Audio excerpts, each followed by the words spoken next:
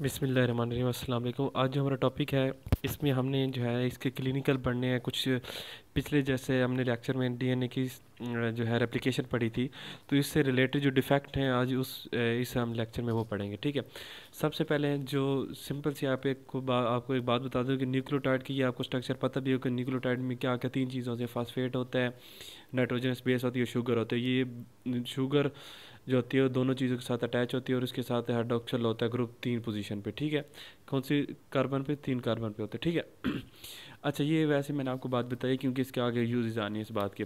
अच्छा, यहाँ पे हमने ना जो है सबसे पहले पढ़ना है कि डीएनए के जो डैमेज है ना वो, या डीएनए की रिपेयर, वो हमने पढ़ना है रिपेयर। लेकिन उससे पहले हमने पढ़ना है कि डीएनए के डैमेज होता कैसे है, कौन से ऐसे फैक्टर हैं जो डीएनए को डैमेज करते हैं। ठीक है, तो हमारे पास जो दो मेन चीज़ें आ जाती हैं वो हमारे पास आती है, नाइट्रस ऑक्साइड आ जाता है, NO जिसे कहते हैं, और रेडिएशन आ जाती हैं।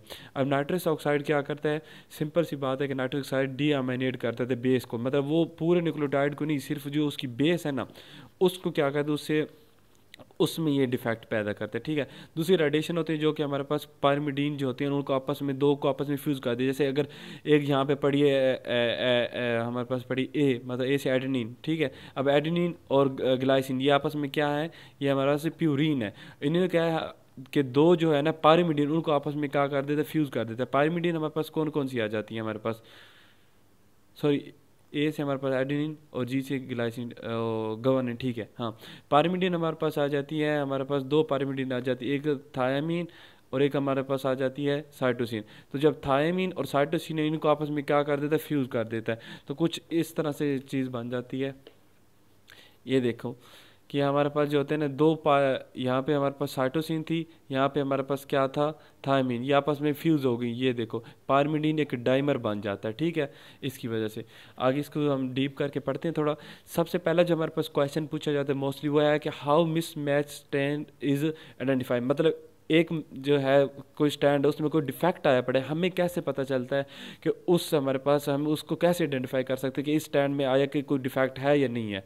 ठीक है, तो ये बहुत ज़्यादा इतना आसान है कि सिंपल से एक इसमें ना एक जेनेटिक जो है ना सिस्टम इसमें इन्वॉल्व होता है। क्या कि हमारे पास जो है ना स्टैंड होता है एक पूरा। ठीक है, डीएनए का स्टैंड होता है ना, उसमें डिफरेंट सीक्वेंस होते हैं, डिफरेंट सीक्वेंस होते हैं। ठीक है, एक सीक्वेंस होता है उसे कहते हैं हम GATC,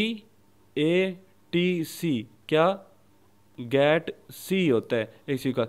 उस जो गैट सी सीक्वेंस होता है ना, वो डीएनए कितने लंबे स्टैट में हज़ारों अमाइनो एसिड के बाद ये सीक्वेंस आता है। मतलब ये ऐसा नहीं कि सीक्वेंस इधर पड़ा है फिर इधर पड़ा हुआ, नहीं, काफ़ी इनके दरमियान काफ़ी न्यूक्लियोटाइड आते हैं, उसके बाद दूसरा सीक्वेंस ये वाला गैट सी वाला सीक्वेंस आता है। अब इस सीक्वेंस इंपॉर्टेंस क्या है कि इसकी जो एडेनिन होता है ना न्यूक्लियोटाइड, वो एडेनिन जो होता है उसका, ठीक है, उस पर हमारे पास क्या होता है, नाइट्रोजन जो एडेनिन बेस होती है उसमें हमारे पास क्या होता है कि वहाँ पे मिथाइलेशन होती है। क्या होती है?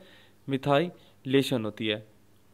अब इस स्टैंड से जो कम्प्लीमेंट्री एक नया स्टैंड बनेगा, अब ये अगर 3 to 5 पोजीशन पे पड़ा है, इससे जो 3 to 5 कम्प्लीमेंट्री बनेगा स्टैंड, उसमें जो होगा ना वो भी, उसमें भी गैट सी सीक्वेंस मौजूद होगा। लेकिन हमें पता कैसे चलता है कि जो नया हमारे पास आता है ना स्टैंड, उसमें गैट सी सीक्वेंस पे अगर तो मिथाइलेशन है मौजूद तो इसका मतलब वो स्टैंड है नॉर्मल। अगर मिथाइलेशन नहीं मौजूद, इसका मतलब जो नया स्टैंड बना है उसमें मिथाइलेशन नहीं मौजूद, इसका मतलब ये कोई डिफेक्ट है जिसकी वजह से मिथाइलेशन प्रोड्यूस नहीं हो। ठीक है, और दूसरी इसमें यह भी लिखा हुआ है बुक में कि ये जो मिथाइलेशन होती है ना, जैसे ही हमारे पास एक नया स्टैंड बनता है ना पुराने स्टैंड से, उस वक्त फ़ौरन नहीं होती, थोड़ी देर बाद ये मिथाइलेशन का प्रोसेस होता है। ठीक है, अब इसको रीड कर लेते हैं। There is a sequence of GATC का सीक्वेंस होता है जो कि मिथाइलेटेड होता है। ठीक है, there is a sequence of GATC which is methylated and present once every 1000 nucleotide, her 1000 nucleotide के बाद एक सीक्वेंस ये वाला आता है। ठीक है, इसकी इंपॉर्टेंस क्या है कि इसका जो एडेनिन होता है उस पर मिथाइलेशन होती है, और एंजाइम जो होता है मिथाइलेशन करने वाला होता है वो होता है डीएनए एडेनिन मिथाइलेज एंजाइम। ठीक है, अब ये मिथाइलेशन फ़ौरन नहीं होती सेंसिस के बाद, बल्कि ये क्या होती है कि थोड़ी देर बाद होती है। तो हमें पता कैसे लगता है कि the parent state which is methylated is considered correct. जो पेरेंट है मतलब जो जो यूज़ होता है दूसरा स्टैंड बनाने का, अगर वो मिथाइलेशन वाला जो है पेरेंट स्टैंड वो हम करेक्ट, हम कहते हैं ये करेक्ट है, इसमें कोई मसला नहीं है, ठीक है, वो करेक्ट होता है। लेकिन अगर डाटर स्टैंड बनता है जिसमें मिथाइलेशन नहीं होती तो हम कहते हैं इसमें डैमेज मौजूद है, ठीक है। इससे हमें पता चल जाता है मिसमैच, एक ही तरीका है, ठीक है। फिर हमारा क्वेश्चन है how DNA is repair, DNA अगर कोई मसला बन गया उसको रिपेयर कैसे कर सकते हैं, ठीक है। इससे हमारे पास 5 चीज़ें इन्वॉल्व हैं, ठीक है। कैसे 5 चीज़ें इन्वॉल्व है? सबसे पहले अगर ये हमारे पास एक सीक्वेंस था A T G C T, ऐसा कोई भी सीक्वेंस लिख लो, जी सी, इससे जो नया स्टैंड बनेगा,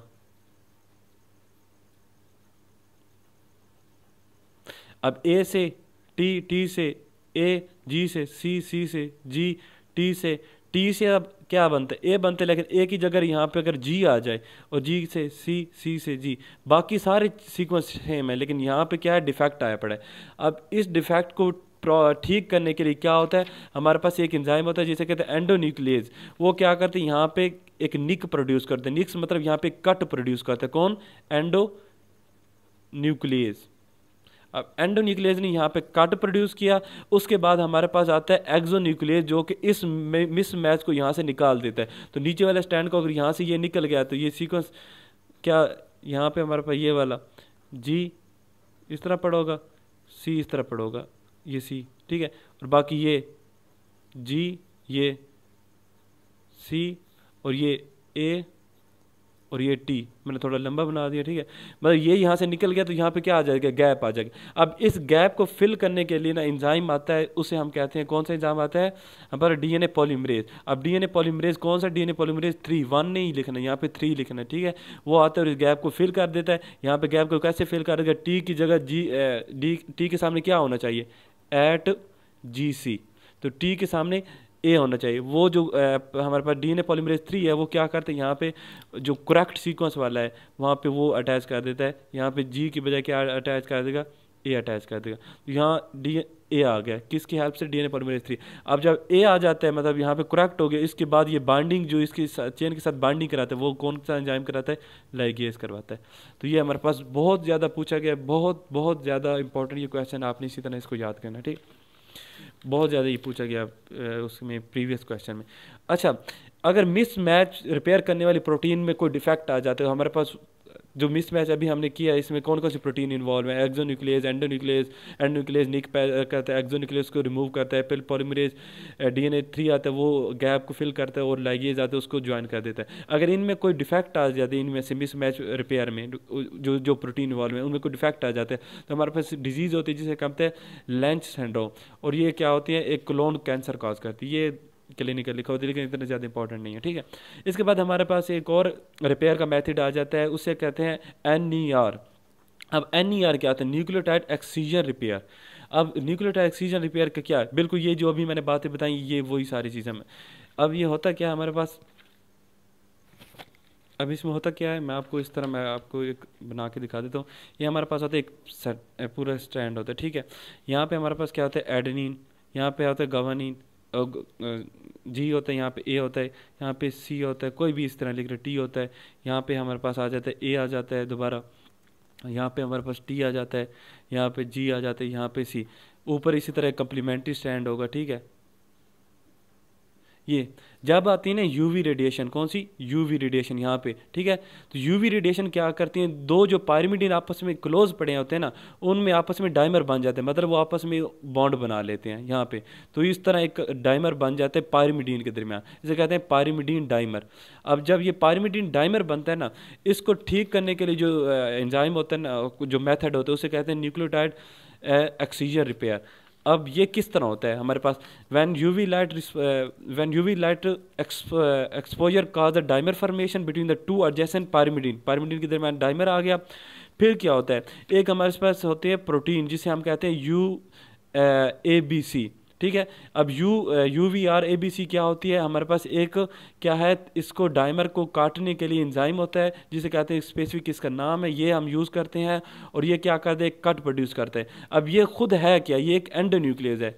यू जो है ना VRABC, ये एक एंडोन्यूक्लियस है। क्या? एंडोन्यूक्लियस। और पीछे हमने पहले यहाँ पे भी पढ़ा हुआ है कि एंडोन्यूक्लियस का क्या फंक्शन होता है, वो कट निक प्रोड्यूस करते हैं। तो ये एक स्पेसिफिक एंडोन्यूक्लियस है और ये क्या करेगा, यहाँ पे कट प्रोड्यूस करेगा। यहाँ पे इसने कट प्रोड्यूस कर दिया और ये जो सीक्वेंस था ना, यहाँ इसने बाहर निकाल दिया। अब पीछे क्या बचेगा, यहाँ पे ए जी सी बच जाएगा, ए जी सी बच जाएगा। ये वाला यहाँ से डाइमर क्या हो जाएगा, रिलीज हो जाएगा। ये ऐसे करके रिलीज हो गया। पीछे हमारे पास बन जाएगा टी जी और सी। अब यहाँ पे आ जाएगा गैप। इसमें गैप जो है ना, गैप फिल करने के लिए जो है ना हमारे पास जो गैप फिलिंग यहाँ पे एंजाइम होता है वो होता है डीएनए पॉलीमरेज 1 होता है। ये याद रखें, यहाँ पे 3 नहीं होता, यहाँ पे डीएनए पॉलीमरेज 1 होता है। वो इसको गैप को फिल कर देते, यहाँ पे जो है प्रॉपर दोबारा टी और ए को बना देते, जो यहाँ पे करेक्टेड होंगे उनको बना देगा। उनका डाइमर जो होगा उसको ये वाला बॉन्ड ख़त्म कर देगा और इस सीक्वेंस को दोबारा आपस में लाइगेज यहाँ पे दोबारा मिला देगा। वही पुरानी बातें हैं, ठीक है। बस ये बात जो नहीं थी ना वो मैंने आपको बता दी। इसको रीड भी कर लेते हैं क्या, कि सबसे पहले हमारे पास जब थायमिडीन डाइमर बनता है उसको काटने के लिए एंजाइम आता है, कौन सा, हमारे पास UVR, ठीक है। ये क्या है, ये एक एंडोन्यूक्लियस है, ठीक है। वो क्या करता है, इसको डाइमर को क्लीव कर देता है, ठीक है। जब क्लीव कर देता है तो बहुत जो इसके साथ, हाँ ये एक चीज़ यहाँ पे मैं आपको बताना भूल गई, जब ये हमारे पास जो डाइमर बनता है ना उसके साथ वाले भी कुछ अमाइनो एसिड को वो क्लीव कर देता है, ठीक है।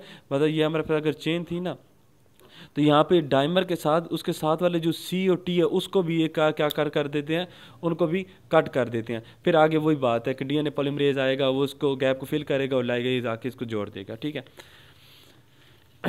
बस इसमें जो नई बात थी वो क्या है कि डाइमर बनता है यूवी लाइट की वजह से और डाइमर के साथ वाले भी अमाइनो एसिड उसके साथ क्या हो जाते हैं, रिलीज हो जाते हैं, ठीक है। बाकी सारा मेथड वही है जिसमें मैंने ये पहले आपको बता दी कि किस तरह पेयर होता है, ठीक है।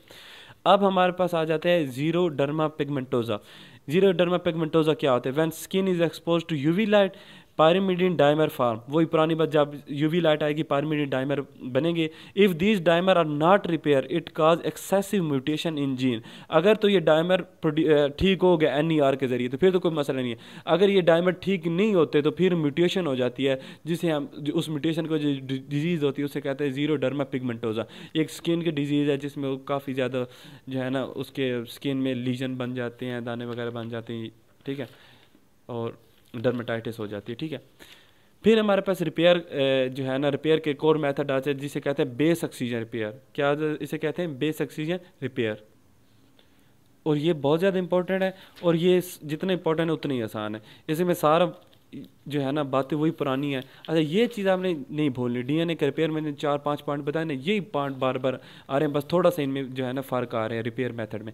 अब जो बेस पेयर जिसे हम ER कहते हैं, ये क्या होता है, ये हमारे पास बेस, मतलब बेस है, आपको याद रखना। इस पहले तो हमने पढ़ा था ना कि कोई हमारे पास अगर यहाँ पे A पढ़ा है, यहाँ पे T पढ़ा है, यहाँ पे CAGC कोई भी पढ़ा है।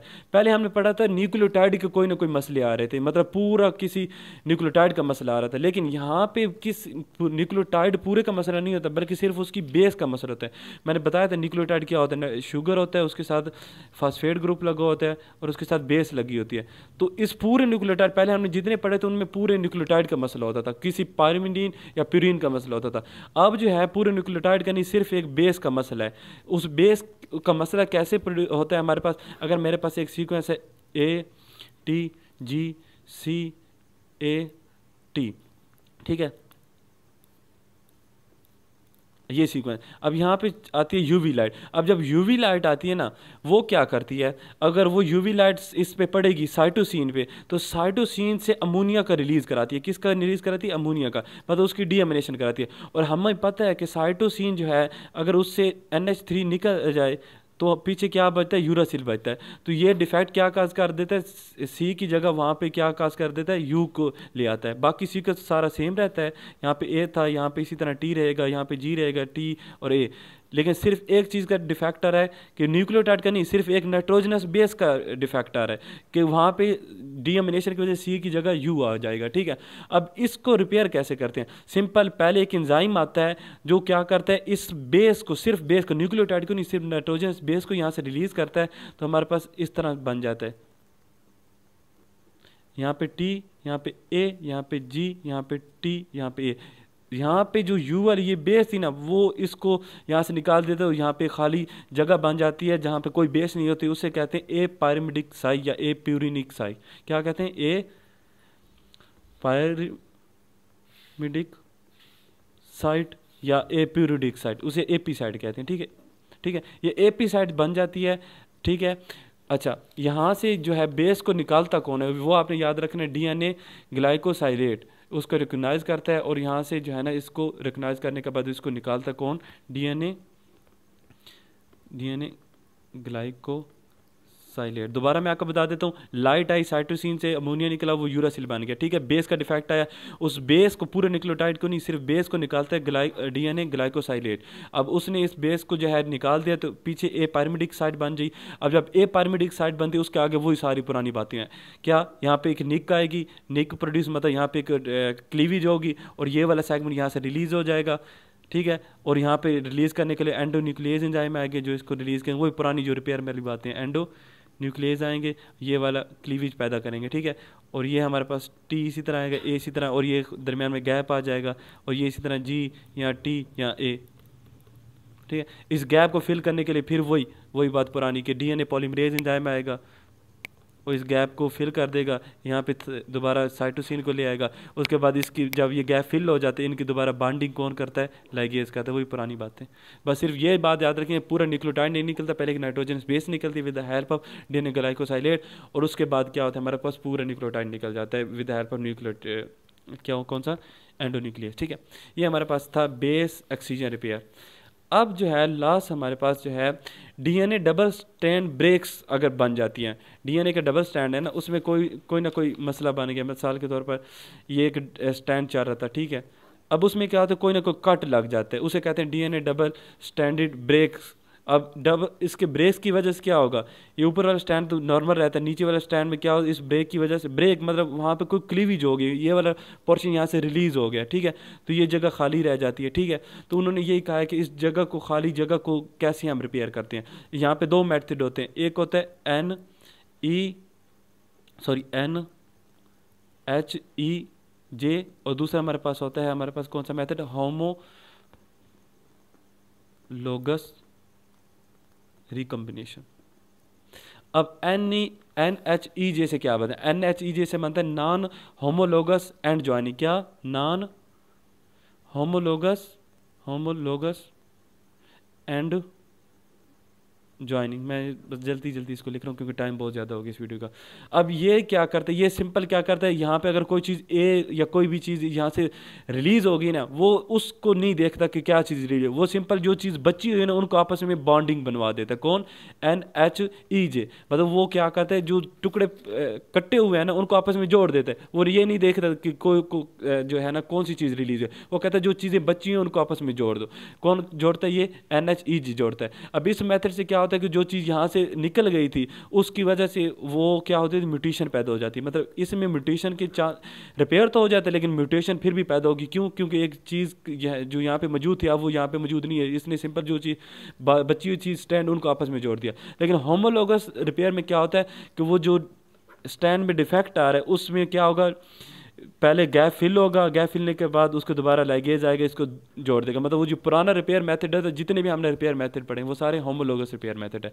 और इसमें क्या होता है कि कोई भी चीज़ यहाँ पे ज़ाया नहीं होती और जो है म्यूटेशन कम से कम होती है। यहाँ हमारा चैप्टर कंप्लीट हो गया। बहुत मैंने इस पर वीडियो में टाइम लगा दिया, लेकिन आपको चूँकि समझाना था इसलिए इस पर जेनेटिक्स में बहुत मुश्किल है, लेकिन समझाना भी उतनी मुश्किल है जितनी ये टॉपिक मुश्किल है। ठीक है, तो अगर आपको ये वीडियो अच्छी लगी तो लाइक और सब्सक्राइब लाजमी कर दें। Thank you.